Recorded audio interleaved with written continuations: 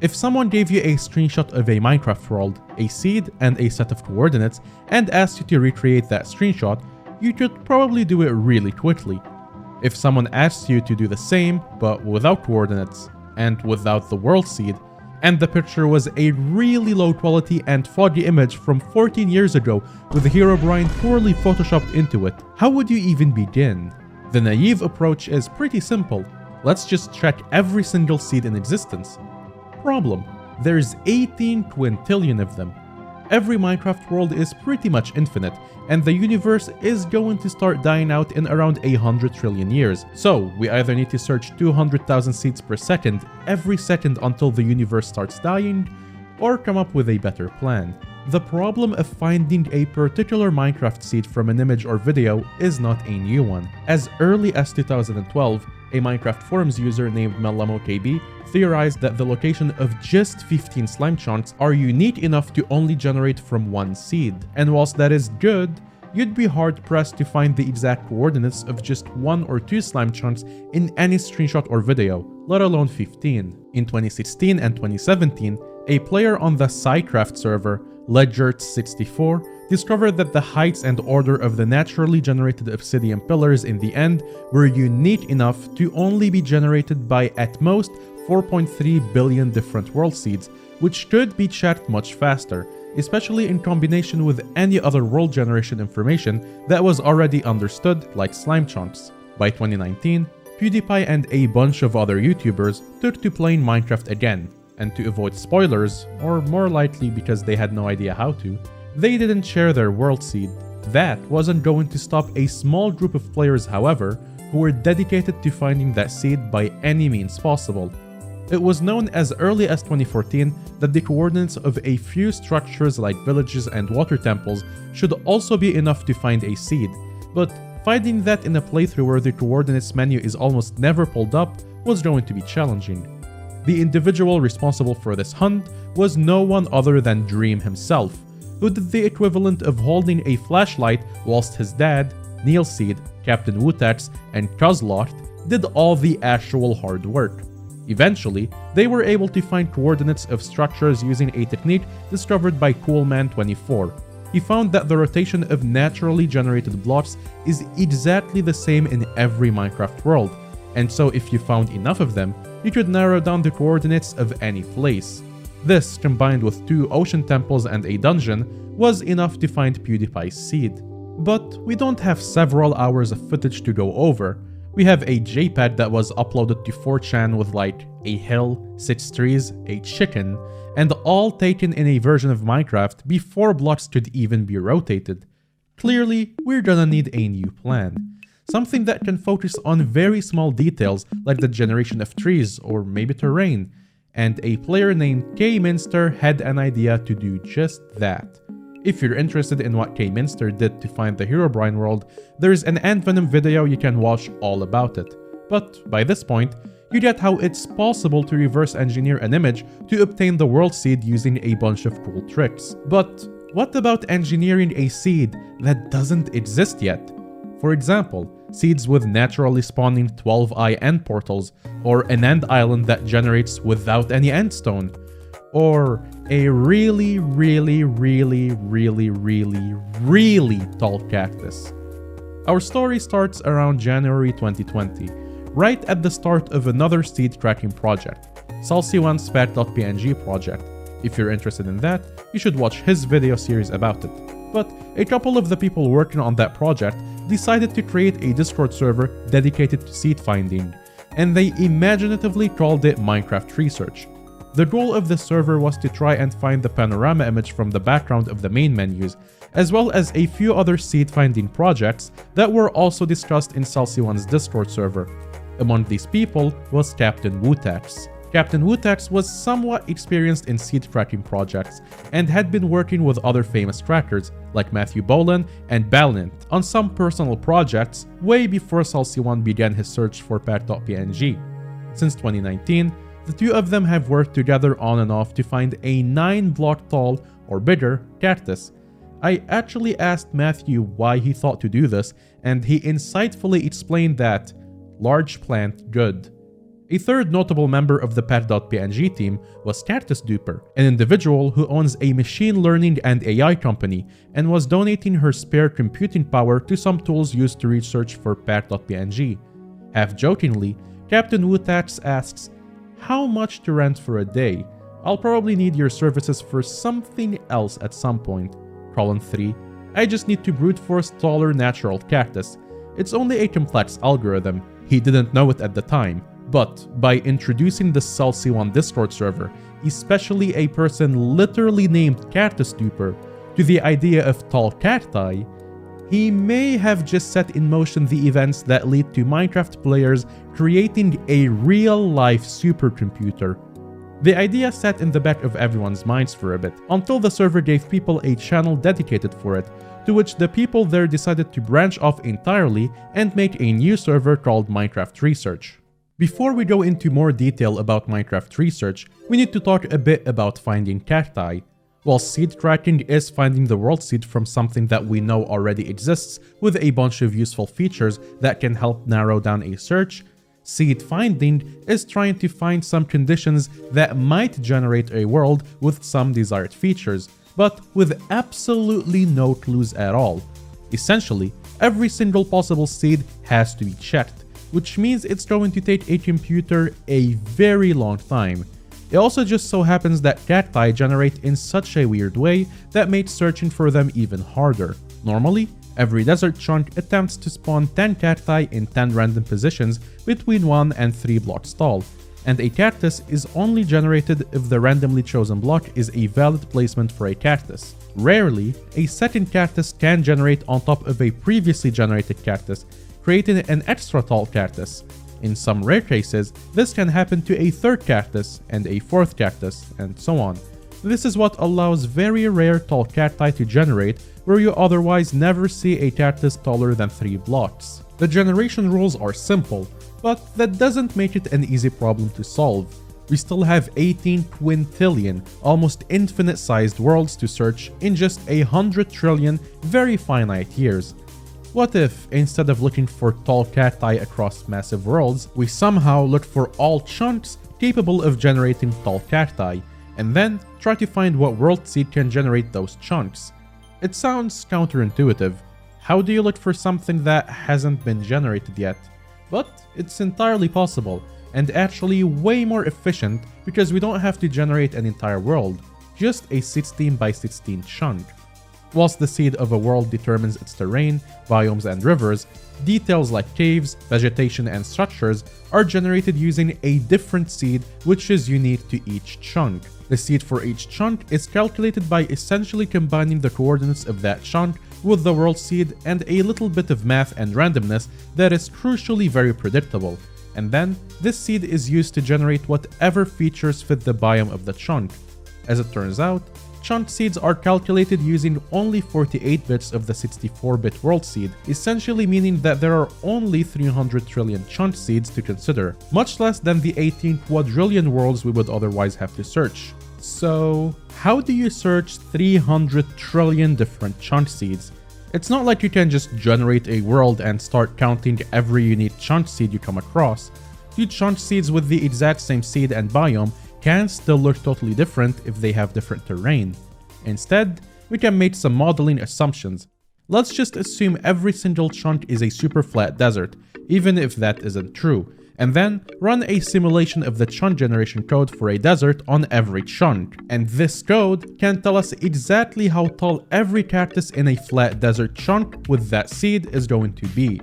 We can then filter these results to only take cactus taller than 9 blocks, the previous record. We call these filtered seeds candidate seeds, as they are candidates to generate a tall cactus. But we don't know for sure if any world seed will actually generate the right terrain and biome to create the theoretical cactus. But this shouldn't be too hard to check, because there aren't that many seeds to check through. The good news is that simulating this chunk generation is actually doable with really simple math, which means we can not only do it quickly, but we can do it on a GPU. GPUs are not just for gaming, but are also very important when performing repetitive operations on very large amounts of data. The reason they're good at this is simple. Whilst a CPU might have between 4 and 16 very powerful cores capable of doing many complex instructions, modern GPUs have thousands of weaker cores capable of doing very simple instructions with extra fast access to VRAM too, which limits downtime between instructions. In simple terms, each core can process one seed at a time. So using a GPU means we can process thousands of seeds at the exact same time. Whilst 300 trillion sounds like a lot, it turns out that a single RTX 2060 can process 26 million seeds per second, meaning that we can do this all in just 117 days. And actually, what if we had 2 RTX 2060s? We could do it in 59 days, with 3, 39 days, and who do we know that has access to a load of GPU processing power? CactusDuper. In the time between starting pack.png and founding Minecraft research, a pandemic decided to rudely interrupt 2020, which meant a bunch of really nerdy people suddenly had a lot of free time, and a lot of these people were willing to help out. The code for searching for cacti chunks had already been completed by KaptainWutax, Bolan, and Matthew Bolan. It was just a case of organizing everyone's effort, and this required a high-tech solution. A spreadsheet. This spreadsheet was pretty simple. Seeds were grouped into 3,000 boxes of 100 billion seeds that anyone could claim with a Discord bot, and then whoever claimed each box would have to run the simulation on all 100 billion of those seeds, and then report any cacti found taller than 9 blocks. This would take anywhere between 1 to 3 hours depending on what graphics cards were being used, and people were also encouraged to use cloud computing free trials to run some very powerful hardware to use for this too. But this spreadsheet could really only solve the surface of the problem. You see, as it turns out, our model for desert chunks was horribly oversimplified. We actually can't just model a super flat world. We have to model every single super flat world at all possible heights because each one of those will have a different cactus generation. So, we don't just have to check 300 trillion seeds once, we actually have to check all 300 trillion seeds for every Y value. We can at least narrow down the search to only looking at sensible ground levels, but each level we consider is going to add another 300 trillion seeds to the search. Not only that, but finding a promising seed means we further need to search for all possible world seeds that can generate that chunk, and the coordinates that chunk would be at. Oh, and turns out there's another complication. We cannot just consider single chunks at all if we're truly trying to find the tallest cactus. Minecraft chunks generate every cactus like this. First, they choose a random block in the chunk and try to generate a cactus there. If it fails to place a cactus there, for example, if there's an adjacent block that makes the placement invalid, the chunk will instead choose a different block in a 7x7 square around the original block. There is no requirement that the chosen block is in the same chunk. So, a chunk can actually generate a cactus in an adjacent chunk. This was discovered by Matthew Bolan, who quickly wrote some code for searching 2 chunks at a time, and it wasn't gonna be quick. The naive approach to this would require all 2 to the power of 96 possible combinations of chunks being checked, which is just stupid and not worth even trying. But if you think about it, the tallest cactus is probably based on a cactus that a single chunk generates itself to be really tall, plus an adjacent chunk's cacti that overflow across chunk borders. So instead of checking all pairs of chunk seeds, we can check all tall cactus chunk seeds against all 300 trillion neighboring seeds. And actually, due to a quirk beyond the scope of this video, there are only around 19 trillion different seeds that can be neighboring to any given chunk seed. So, to recap, finding the tallest cactus involves searching 300 trillion seeds, one time for every single Y level to search, and then comparing every single one of those seeds against 19 trillion other seeds. When the Minecraft research team finally made it through the Y equals 64 seeds, they ended up with 42,497 candidate seeds, which would mean 807 quadrillion chunk pairs that would have to be checked. This would be, of course, stupid. so the candidate seeds were trimmed down to include only cacti that generated unchunked borders, as these are significantly more likely to be influenced by surrounding chunks. After filtering, each Y-level search still left around 12 quadrillion pairs of chunked seeds to check. They were gonna need some serious processing power, even more than CactusDuper could ever provide. Introducing Chipwolf, a cloud engineer who joined the SalC1 server to help with the pad.png project and offered a large number of GPUs to help with that. However, like many others, he became enthralled with the idea of large cacti and decided to dedicate much of his time there instead. Chip recognized the incredible amount of brute force computing that needed to be done to find both pad.png and tall cacti, and inspired by a project called Folding at Home, he knew exactly what to do. Folding at Home is a project where anybody can download a client that allows their computer to perform scientific simulations used to research diseases like cancer and Alzheimer's disease. The concept was simple. A bunch of science nerds made a program to perform billions of simulations of the human body, and then made this program publicly available to download for all platforms, from PS3 to PCs. When run, this would connect all the users who downloaded it to a central server that would then send each user a simulation to do for as long as they ran the program, especially when they left their PC idle. At its peak, the Folding at Home network was effectively the most powerful supercomputer in the world. Inspired by this, the goal was to create a similar thing that, instead of performing life-saving research, performed crucial research in the field of digital botany. Luckily, a group of researchers at the University of California, Berkeley, foresaw this need 21 years ago when they created BOINC, an open-source piece of software designed to allow anyone to set up their own distributed computing network, assuming they understood how to write good code to run on GPUs and could understand a codebase probably older than most of the people working on the project. With the help of NeilSeed, HyenaDae, and a few others, Chipwolf got to work setting up a BOINC network for Minecraft research. Becoming a distributed computer research project meant it was time for a new name, and to fit with the name of the other similar projects, they decided on Minecraft at Home, a name that you may have heard of before, and a reference to all of the other at-home projects currently using BOINC. This was going to be the Minecraft supercomputer.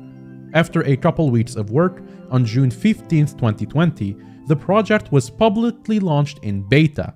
This was after all 300 trillion single chunk seeds had already been searched at y = 64. The tallest of these created a 13 tall cactus, but the double chunk search project had their sights set on the theoretically possible 25 or 26 tall cactus, which could be generated by a 12 and a 13 tall cactus stack combining. Before the network was finished, and whilst testing the program, a 19 tall cactus had already been found, and so the search for the 20 tall cactus had began. The beta launch was successful, and the project fully went live on June 21, 2020, and was an incredible success. With the help of a Geosquare video and announcement from SalC1, the project kinda went viral. The server gained a ton of members, and the cactus finding network kept growing as new users would sign up to use it. Within 6 days, a 21 block cactus was found, and then 4 days later, a 22 block cactus was found, and then a month went by without any new discoveries. This was as the project was nearing the completion of its y = 63 seeds and had already searched every y = 64 seed.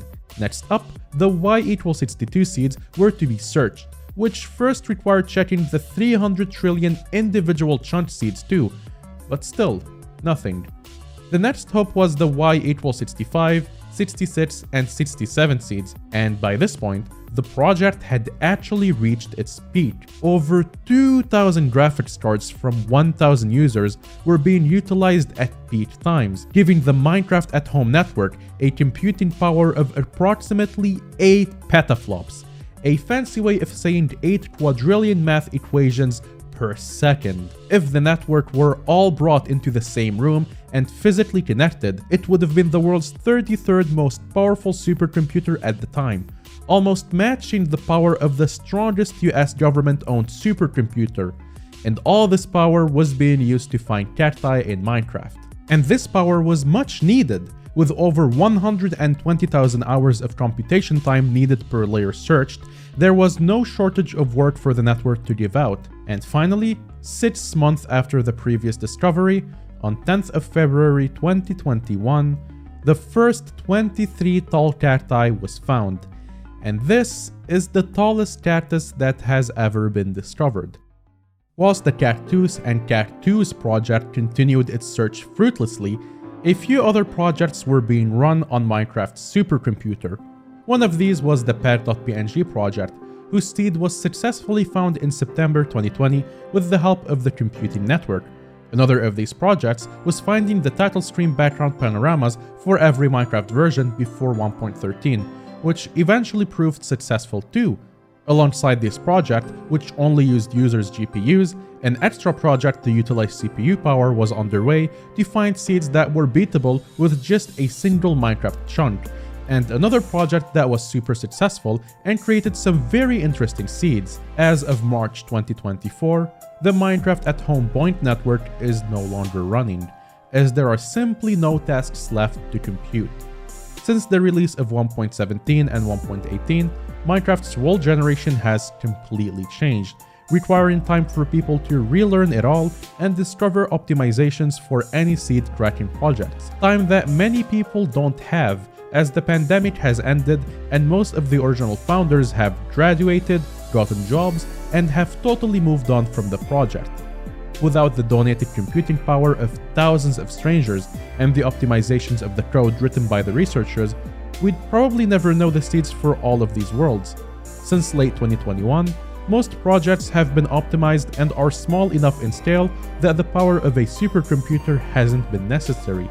Some projects use a custom-made network known as MicroBoinc, but it's nowhere near as large in scale as the network used to be.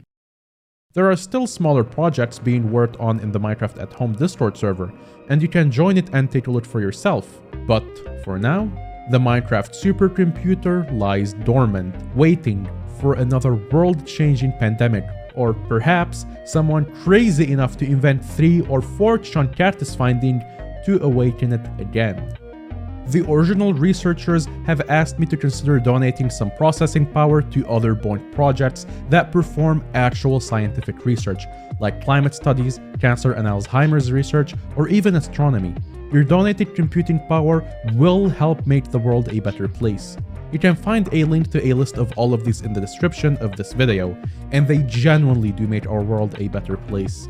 Special thanks to everyone who helped me research and make this video, especially HyenaDae, CactusDuper, Matthew Bolan, KaptainWutax, Cortex, BoySanic, Dutchin18, Matt2869, NeilSeed, Tomlacko, Vico, everybody who coordinated these projects, everyone who donated their computer to these projects, and of course, you for watching this video. See ya, and have a nice day.